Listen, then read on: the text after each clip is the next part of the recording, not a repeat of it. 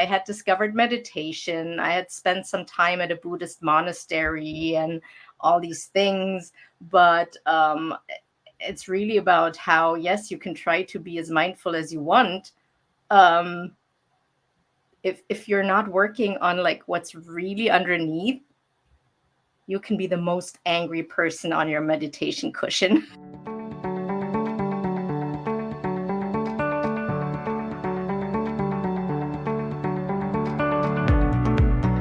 Well, welcome to the next episode of the Veganpreneur Revolution podcast show. I am here with my business associate, my co-host, my friend, my partner in good things. I was going to say partner in crime. We don't do crime. We do great things, making a difference in the world. In disruption. How are you, Velin? I'm great, Kathleen. Thank you. Great to be here with our guest, Elena Theis. And I'm really excited to be in this conversation. And I've got great questions for you that I'm interested in knowing about. So, Kathleen, you want to get us started? You know, I do. Elena, you have such an incredible background. You're a writer. We're going to talk about your book very shortly. You've started an organization to take the vegan message globally. I'm looking at a picture of you right now where at one point, I'm not to be rude, but you were a big girl there. You actually were what could be considered obese, and now you're definitely not. Let's start with that. When did you change your health trajectory? What was the impetus, and how did you do it? Well, first of all, thank you for having me. Thank you for inviting me. I'm very excited to have this conversation too with you.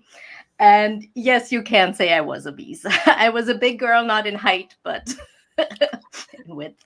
And it's very hard to pinpoint it to like one or two things because it was a journey.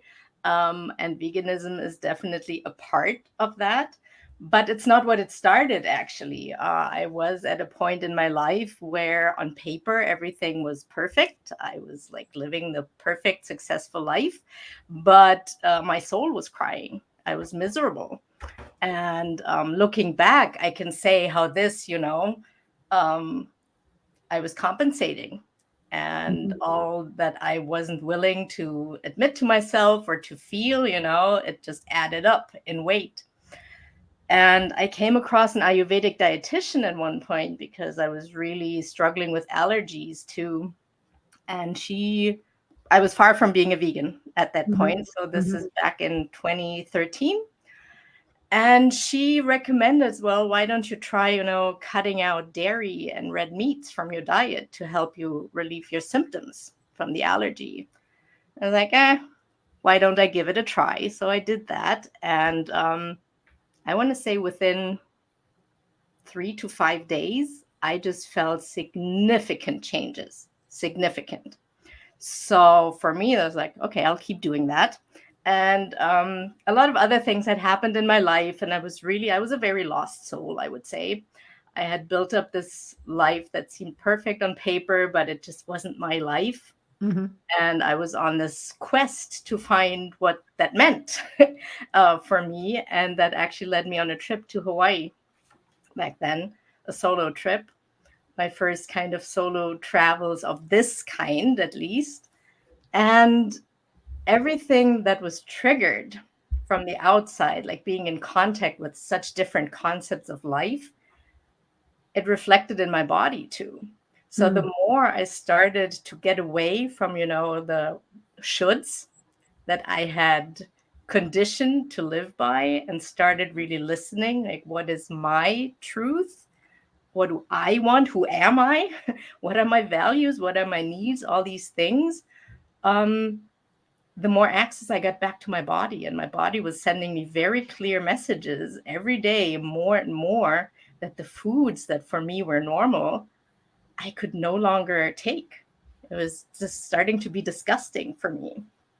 And so the more I became aware of myself, the more I understood the connection to everything. Like I was very disconnected before, like the connection with my plate and animals. I always liked animals, but as many, I guess, I just didn't do it.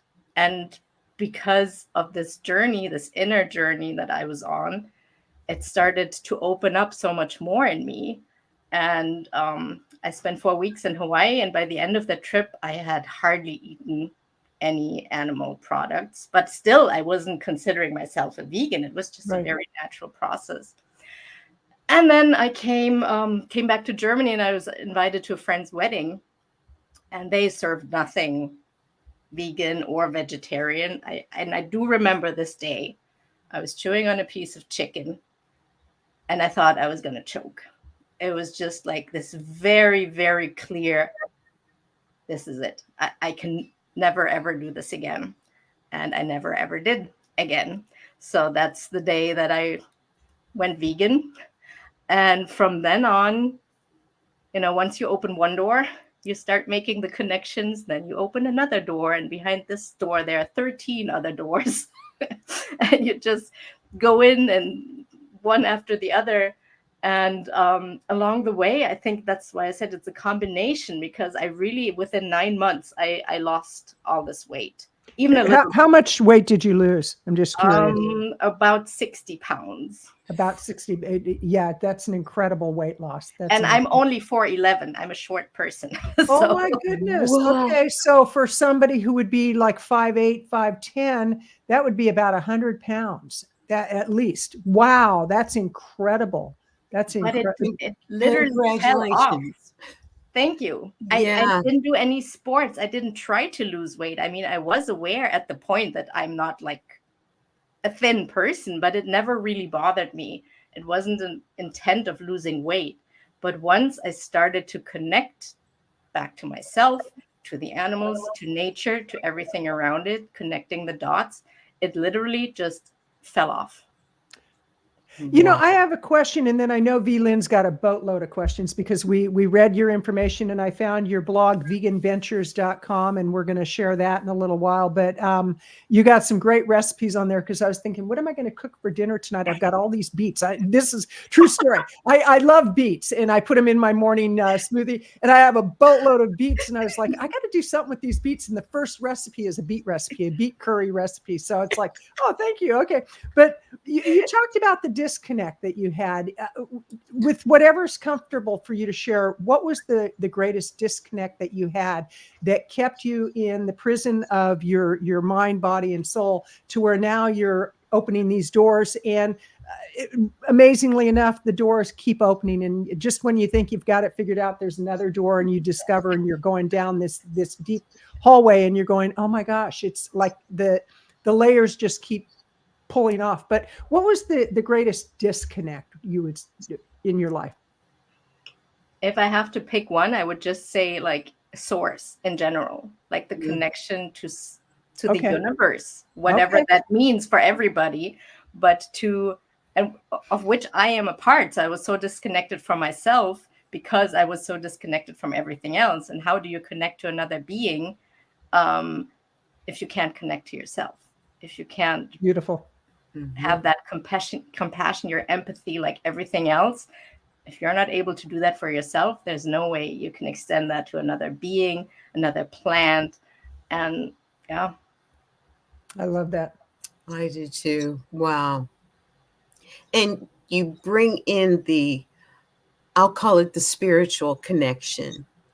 And I totally agree that when you do recognize how much your body is talking with you, you've got to understand that there's a spiritual connection, one within yourself and one that goes out in the outer layers, where you do then connect with animals. And, it's when you start noticing the birds as they're flying or singing, when you notice the trees and the music that the leaves are playing, even when you can't see them moving, and you feel nature more than you ever thought before. How was it for you being a child? And did you feel connected as a child? And then as you were growing up, things happened that created the disconnect? Or did you just not learn or recognize as a child or an adolescent about the connection? And did something happen that numbed you? That's a good question. Looking back, I do think I was connected as a child. I didn't know what I was connected to, but I've always had a very strong bond with animals. Like my mom loves to tell the story how whenever, like back in the 80s, we would go on vacation by car and it would take us forever to get anywhere because every time we saw like animals on the side, I was throwing a tantrum unless they would stop and I could, like be with the animals for a bit. And I think I was connected to other things too, because for me, some things just seemed strange as a child that didn't seem to be strange to anybody else. But then I think it just happened, you get so conditioned into a certain way of being and fitting into boxes.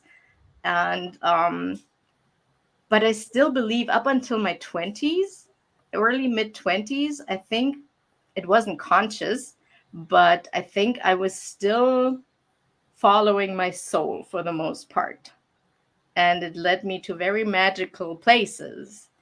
And in my mid 20s, I think now that I talk about it, I really think this is the point when I made a decision with my head, but not with my heart, which led me back to Germany instead of staying in the US where I was at the time. I mean, I can't say it wasn't with my heart because there were reasons for my decisions that also were connected to my heart. It had to do with family, and I'm close to my family. My family is important to me, but still, it was a decision that was mind motivated also, and that's when I think I started following what you're supposed to do more than what my heart, my soul were really guiding me to do. Mm-hmm. Mm-hmm. And now you're really quite a voice for the voiceless in many, many different ways. You're an author. You've started an organization that we want you to talk about.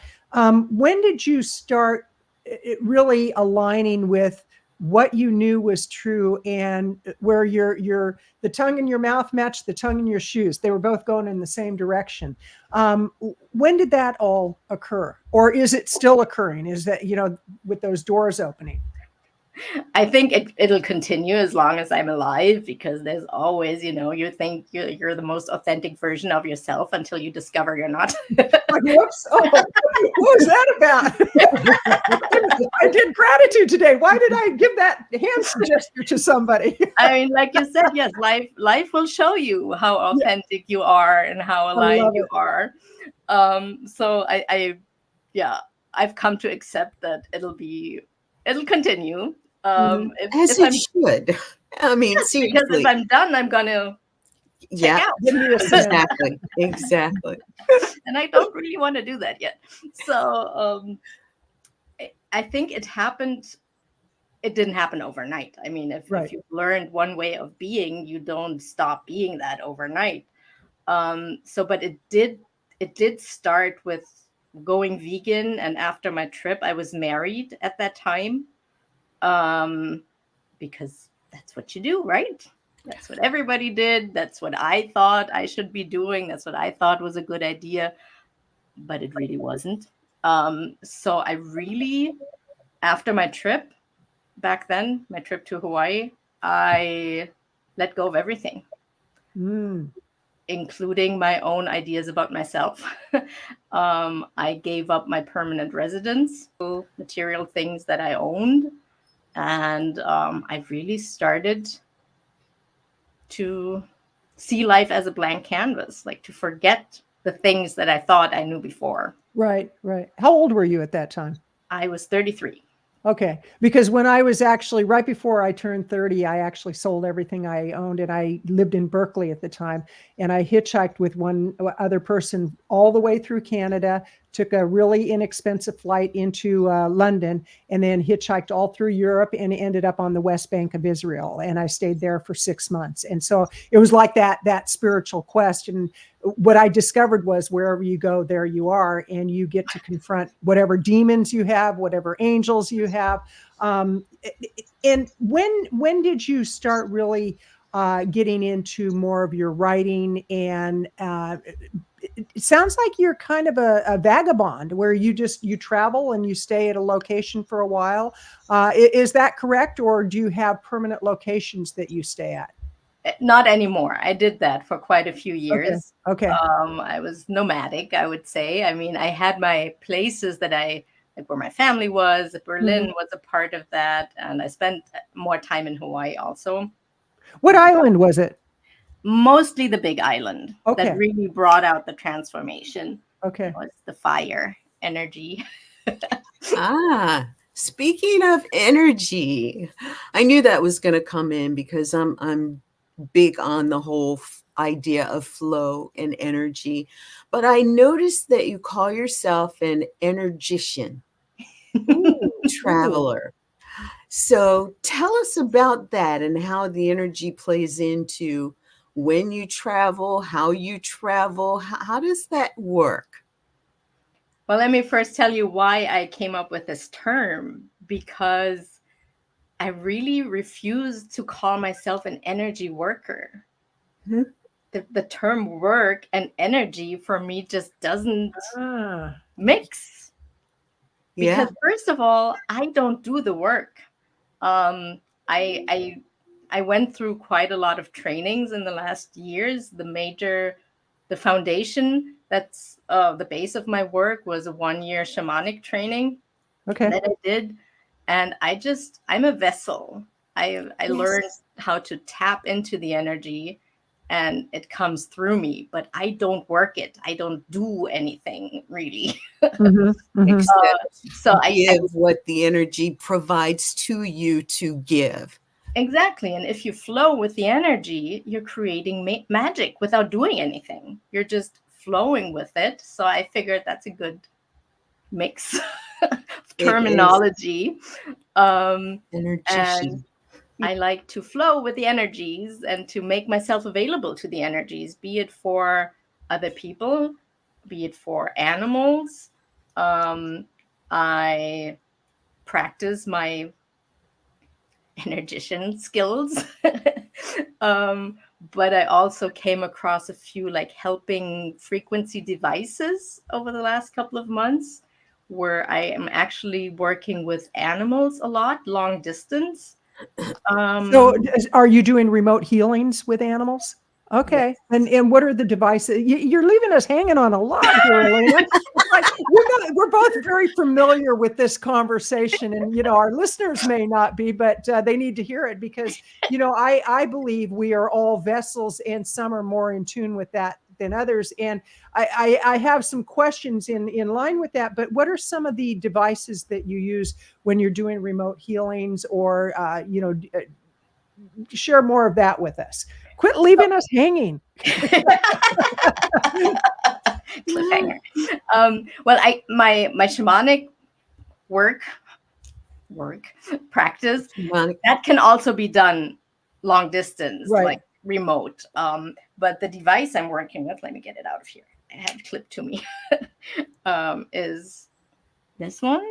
Oh, the Healy device. The Healy, the Healy. Yes, I have a Healy device. Okay, now I'm totally in the dark, ladies. Tell me what this healing device is. I love my Healy device. I don't have a healing device. What is it? I'll let you explain it. Go ahead. Okay, so this is a little magic frequency device that emits personalized micro frequencies. And depending on how you use it, there are several ways of using it, but it analyzes your field and it goes by sound, really. So you can think about an orchestra. If everything is in tune with an orchestra, it sounds like a nice melody. But if only one player goes off, not Oof. so much. And that's what the device detects, like the imbalances. And depending on what it detects, it'll then send frequencies that are personalized. It's not just a constant frequency like other devices. They are personalized frequencies that adapt to what's needed for you in that moment to harmonize your field. So it doesn't heal. It's called a Healy, but it doesn't heal you. It just provides your body with a frequency that will allow it to heal itself. Interesting. Interesting. And what's really amazing is that this conversation is very, very natural. And this is a part of the kind of conversations that Leland and I quite frequently have about energy and about making sure things are aligned. And, I remember the first time that I started my spiritual journey when I was 9 with a near-death experience. And as I grew, I was told, oh, that couldn't have possibly happened. You imagined that white light, you imagined. And so I thought they were right. It was the shoulds. But as I grew older, it was like, I remember the first time I shared with somebody about having my NDE, and I was probably in my 20s, and I said, but you mustn't ever tell anybody. You cannot tell anybody. And I knew that things were different. And yet society said, no, it's in this box. It's a certain way, just like with being vegan. We are told by the food manufacturers, by the healthcare system, by big pharma, that the way to live is to eat meat, take pills, and be cut open. That's basically it. And we're saying, no, there's a different way. Energetically, there's a different way. So I appreciate this conversation, and I'm going to have to get my own little magic frequency device. Is that what it's called? Is it actually called a magic frequency device? It's called Healy. Healy. Healy. Okay. Healy. Yeah. Okay. Yeah. Okay. You have the Mac Healy too? No. I just have the Healy device. I just added the Mac Healy to my collection recently. Okay. Well, and I have a couple other things that I use as well. I don't know if you've heard of the Brain Tap device. Very similar, but it does not analyze the flow blockage, the frequency flow blockage, whereas the Healy does. And what it does is provides you the opportunity to self-assess. And then there's frequency sounds that the Brain Tap then will provide you that also takes you into that subliminal healing space. And I think that's so important for us, even as we're transitioning from the way we were to the way that we will become and continue our becoming. There's sometimes, we were talking earlier about, you know that something is off, and yet you don't know what it is. But there are some people out there that'll tell you, well, you've got all of the answers within you, right? Have you heard that before? You've got all the answers within you. And I'm like, well, that's not helping because I need to get them out, right? I need to understand them. I want to understand them in order to know what they are, how to resolve them, where they came from. And, even with some energy frequencies, that they're influenced by other things, like culturally. We have internal influences from our cultural heritage, right? If we've got DNA, we've got stuff from ancestral spaces that we've never physically traveled, but they have traveled with and to us and with us. And sometimes we have to understand them in order to understand who we are as we're becoming who we're becoming to become even more. And I remember having conversations with people, and I started with the becoming. We have this do, be, and have, and we get into the conversation. Everybody knows the do part, right? Everybody knows what they want to or supposedly want to have. But when you talk about the be, there's so many dimensions of be that I, as an empath and a person similar to you that really felt the flow, and from there got certified as a flow consultant, where I was really looking at the energies and the seasons and how they flowed. Yet in the center of them was one element. You know, we all believe that there are 4 elements. There's actually 5, because spirit is the element that is left out of the 4. And when you bring spirit in, you can look at the be. And in the be, you can see the becoming. You can see where we were, and we could say, this was me. I was being that then. I am being now. Yet tomorrow, I will be being different than I am today. I think that's so important, what you just said. And it's funny because it's just so adequate for my personal situation. So in my life, for some reason, there happens to be an 11-year cycle. Every 11 years, something major shifts. And it just hit me the other day through travels again that, you know, sometimes with this being, it sounds so easy. Yes, I am this version of myself, and you think you're like the most authentic expression of yourself, and you have certain ideas about life, you have visions, you think you're on a mission, and you're pursuing this. And for me, just really 2 days ago, it hit me. This is not the vision of my current being anymore.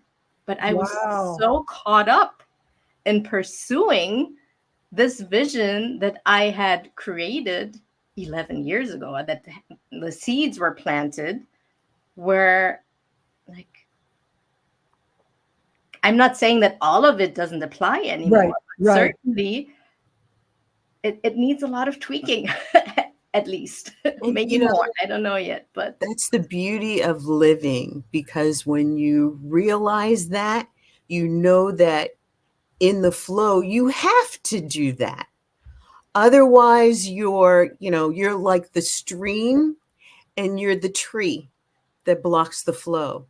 And why would you do that when all you have to do is be adaptable? You know, we were talking at one point about leadership, and I'm really in this agile leadership because to me, it's a sense of flow that creates a freedom in agility, right? You can adapt, you can move, you can dance with and through things that, you know, challenges we all have. Dance through the challenges.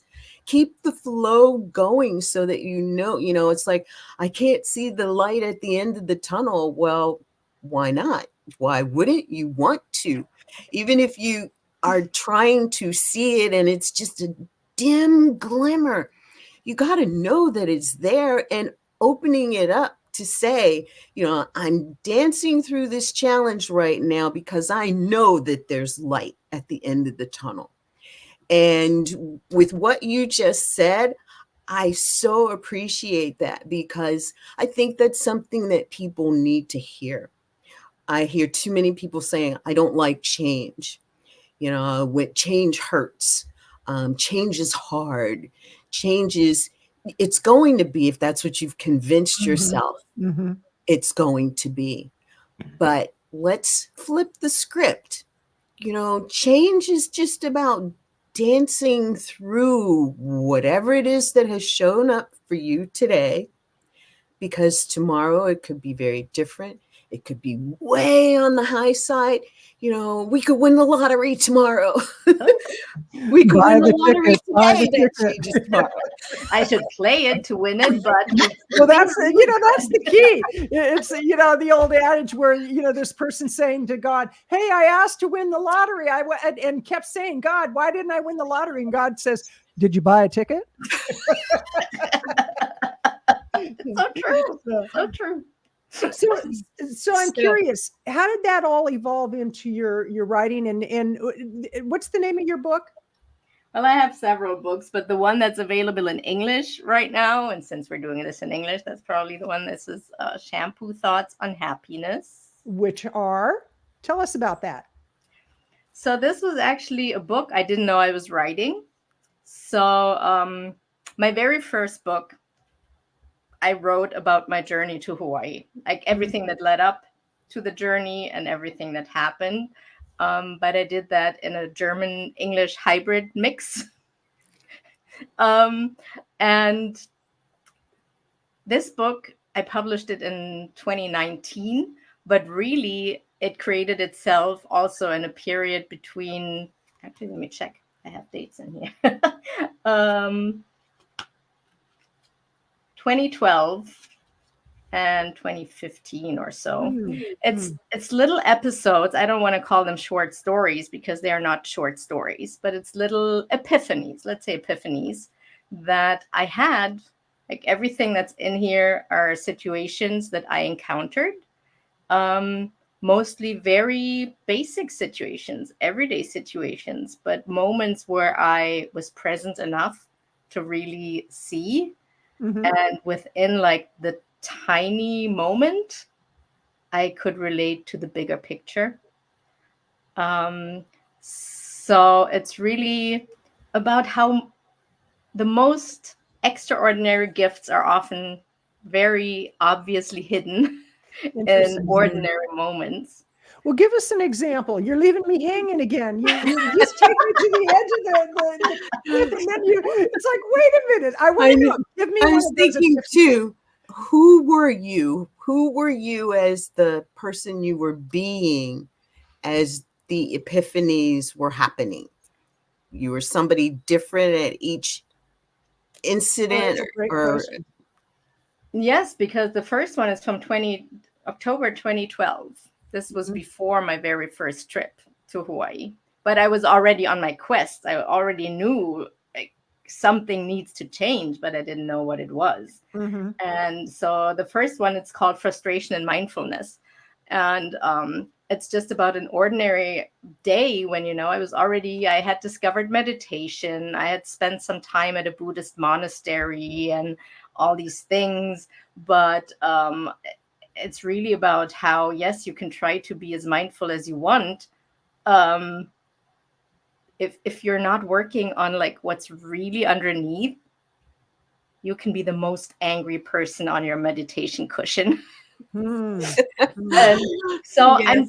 I'm different versions of myself, in fact, throughout these little epiphanies. Some of them were inspired in Hawaii just by sitting at a beach, watching the water and the beach, of like how that's related to letting go of everything, how the beach doesn't try to hold on to anything, yet we're so concerned to hold on to whatever we think we need to keep, be it an idea, a fantasy, something material, a possession. The beach doesn't care. Wow. It really doesn't care. And turn to page 24 and tell me what's on page 24. 24. Yeah. I love that, Kathleen. But this is really how this is intended. I know that, as you can see. I know that. It says "Blown Away." That's the chapter title. Okay. And it's funny. So let me just tell you a little bit about the structure. Please so it's small epiphanies, and each one starts out with a quote. Okay. A little hard to see. With a quote that's relevant for the chapter. And in the end, you have a truth and dare. Oh, you really can't see that. Okay. A truth and dare challenge. Okay. So what's the quote and what's my truth or dare? You want the truth or dare? Quote for us first. Start at the beginning. This is all about me. Didn't you know? It's like Lynn knows me well enough to know. It's like, hey, what about me? No, but I know that here's the thing. Is like I know the people listening right now and watching right now. There are people that are going to go, I needed to hear that. That's exactly, I'm going through what we're talking about right now. I wanted to first of all acknowledge you're a very old soul. I get that. It's like I love your ability to just share what the truth is, and it's like this is it, and that's when magic begins to happen. So go ahead, please share the quote and then the truth or dare in the overview. Interestingly, it's a quote by Albert Einstein, one of my favorites. And it's the true definition of madness is repeating the same action over and over, hoping for a different result. Okay, that's speaking to us today. Okay. Yeah, thank you. Thank you, Al. Yeah. That's a quote. Ready for the truth and dare? I Okay. don't know. Lay it Okay, well, on it's me. been nice. We got to go now. No, go ahead. The truth section is, what are the insane actions or habits you keep repeating, hoping for a different result? And Wow. what keeps you from changing your behavior? Okay. Okay. None of your business. No. Okay. And what's the dare? And the dare is, think about your life goal. If you just drew a blank, don't feel bad. Most people do when asked this question. But spend 15 minutes today to journal about your dreams and aspirations. I love it. And is your book available on Amazon?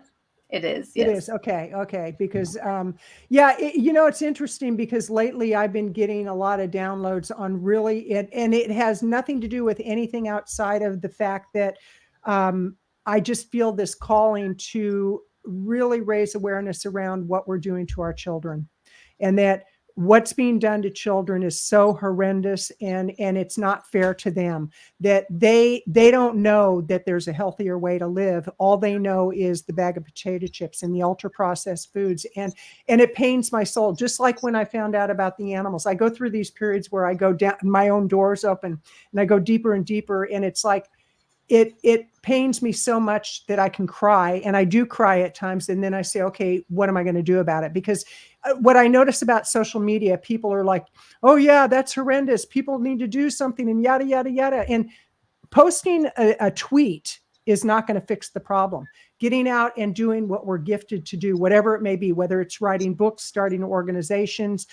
We work with vegan businesses. We help them to raise their awareness. We do our podcast show. And so my encouragement to people is to, if you're getting a calling right now, if that spoke to you, and I know it spoke to a lot of people, then what is it that you need to do? And find the courage, the willingness to step forward and do something about it. So I just felt called to share that. But your organization, and before we get into that, V-Lynn, I know you've got some questions. I can just going sense. to piggyback on what you said and take it actually to a higher level. Excuse me. Because when we think about what we need to do, we often go into the area of confusion. How do I do it? Do I do this? Do I do that? Do I do the other? And then we do nothing. And when we look at it from a higher dimension, we can say, what is it that I'm purposed to do? Ooh. That takes it within, that takes it on the journey, Elena, that you have been on. And it takes it to a point of connecting the dots that you talked about. And when we look at that and what it is that we might be able to do, we come up with answers versus questions that shut us down. And so I love that you brought that in, Kathleen. And I want to ask, what do you see now as maybe your next thing, or the thing that you are embarking on now that is taking you in the direction of helping to create change to make a better world? First of all, I want to say that I love that you put in the now, because I think it's so easy to get overwhelmed by these, oh, what am I supposed to do? And then we get lost and nothing happens. We go into this freeze. And to ask, what can I do now? What's the one thing, even if it's writing an email, it's one thing. And a very wise person once told me, once the what is clear, the how will reveal itself. So, yeah. So my what or how and everything combined, I think it's going to be taking also a new route since my revelation 2 days ago. That's still like working inside of me. But the things that that I really want to do is I want to support the vegan community more. I've come to realize I'm not at the point anymore where I see it as my job to convince people who are completely disconnected from all of that to open up, because it frustrates me. I know it's important, but I also know they're wonderful people who can do that in a much better way than I can at this moment. So for me, it's really like supporting the vegan community, the ones who are already there, and the ones who are already like one foot in, like who've already realized that something is off in what society tells us is normal and what we should do, who have come to the realization that animals are feeling beings and precious, and that we are here with them and that they are not here for us. So in whatever way I can. And so my organization, I know you want me to say the name, so I'm going to say it. Thank you. So it's called Anascha Sprachschule. And Sprachschule is the German word for language school. So it was never planned, really. It just, puzzle pieces came together, and it just happened that I started my own language school. And it started out with just German, teaching German. And that's how, I was aware of that before, but when I really started doing this in more depth, there's so much violence in language. There's so much unconscious violence in language. And I can't speak for every language of the world, but at least I can speak for German very well, and I believe for English pretty well. There's so much, especially in German, we have so many sayings that just flow out of your mouth. You don't think about it. And it's terrible. It's really terrible. Like how many things just normalize hurting animals or using animals. But not just because of animals, like energy, words carry energy. And the things that we say that have been ingrained in us, the energy we throw out with that, for me, is a big part of the problem that people aren't even aware of. So for me, my mission is not just to teach languages, because I do believe languages connect people. And if you're able to speak several languages, you can connect with more people. You can carry your vegan message to more people. You can, when you're traveling, it's different if you make an effort to talk in the local language with the local people. But apart from the vegan part of that, obviously, also all the books, the traditional books, all the cultures. It's especially when you talk about German and Germany, what's the first thing people come up with? Oh, so you drink beer and eat bratwurst all day? No, I don't. But that's like in the head, and a lot of the traditional books still teach that. And I decided I'm not going to be part of that. So there was no alternative. So I had to create my own alternative. And I did. And so we're specializing in conversation classes mostly, because I believe grammar is overrated anyway. If you want to communicate, just communicate with people. You need to know how to speak. Whether you're making a grammatical error, the other person won't care.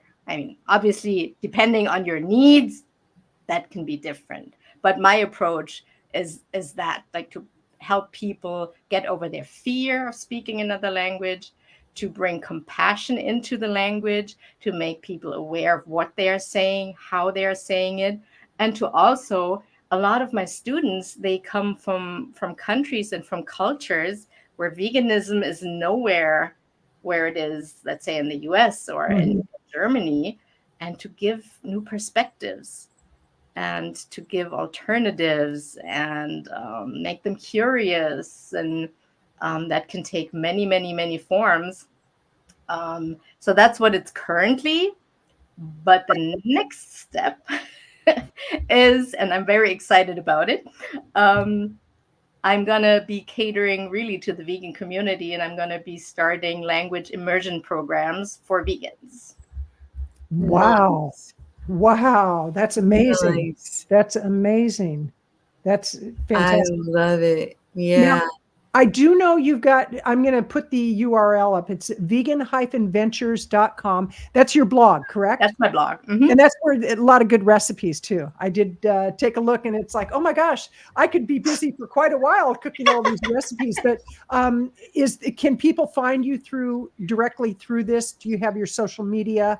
Yeah, they Okay. can find me through that. They can probably also find the language part.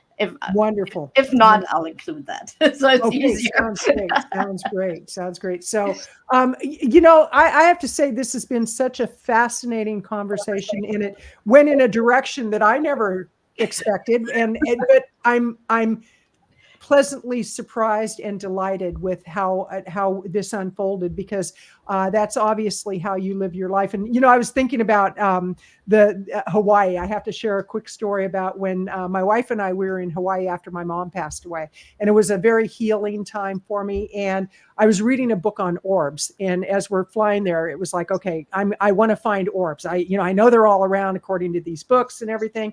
And so Karen, she was kind of teasing me. She goes, "Oh, are you off on another tangent?" I said, "Yes, I am. I want to go find the orbs." So we're on the beach and we're in Kauai. And I said, "Okay, what you do is you call in the orbs." And I said, "Okay, orbs, come, come, come." And she took a picture of me, because you can see them with your camera more than anything. And there's like one or two little orbs around. And I said, "You try it." And she goes, "Okay, Orby, Orbeez." And she's making fun and just teasing and joking and everything. I took a picture. There were thousands of orbs around her. She's a healer with animals. She's a horse whisperer. She is amazing with animals. And I just thought, isn't that interesting? Here I was trying, it's like, I've got to find my orbs. And she was just like being light and playful, and they were all around her. And for me, what I realize is that when we're light and we don't take things so heavily and seriously, but we take life, we are serious about what we do, it'll come to us. And I needed to hear what you had to say today. I love the quote. That's one that I'm very familiar with. The definition of insanity is doing the same thing over and over again and expecting different results. I needed to hear that. And I needed to hear a lot of what you said today, Elena. This has been delightful, and I will give it to Vilin to ask her final question, and then we'll ask you for your closing thoughts. Well, I appreciate it as well, in that, a lot of life has to do with flow. And when we recognize we're at a point in life where it feels like we're stopped, or we're at our lowest point, we have to know that wherever we are, there is a way to open the flow. And my last question to you is, what would you recommend to our audience as a way to recognize and invite the flow to open again? Mm-hmm. That's a very good question. From my experience, I can really say you have to dare. You really have to dare to be radically honest with yourself, and to really make an honest assessment of where you are, and to have a lot of compassion also, to not like see whatever brought you where you are that you don't like as a mistake, because I don't believe there are wrong decisions or mistakes. It's all experiences, and the state you're currently in tells you a lot about let's say, the quality of your previous decisions. But the beauty is you can make a new decision every day, every second.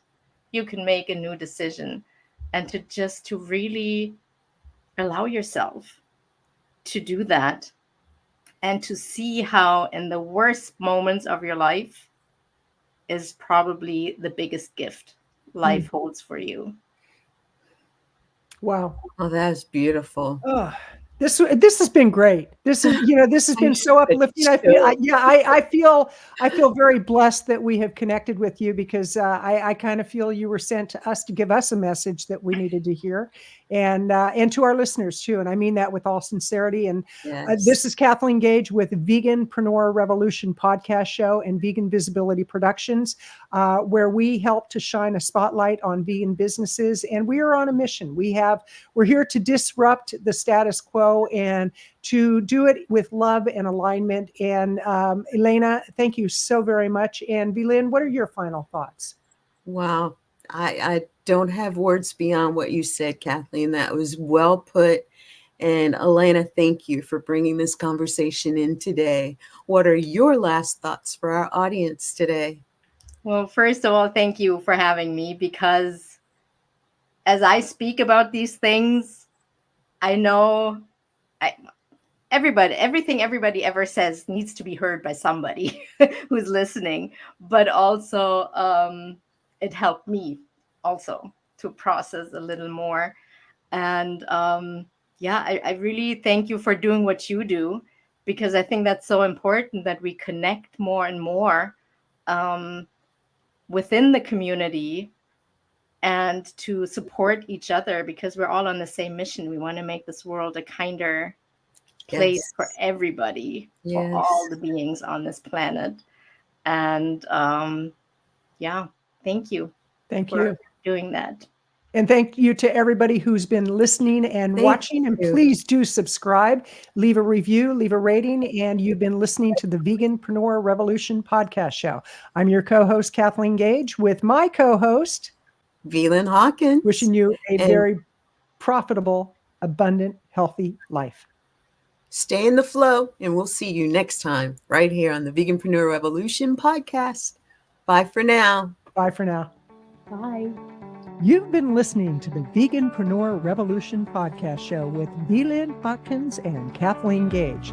Be sure to leave a review, give a thumbs up, and subscribe to this channel. And visit our website at veganvisibilityproductions.com. That's veganvisibilityproductions.com. Have a great day and live healthy.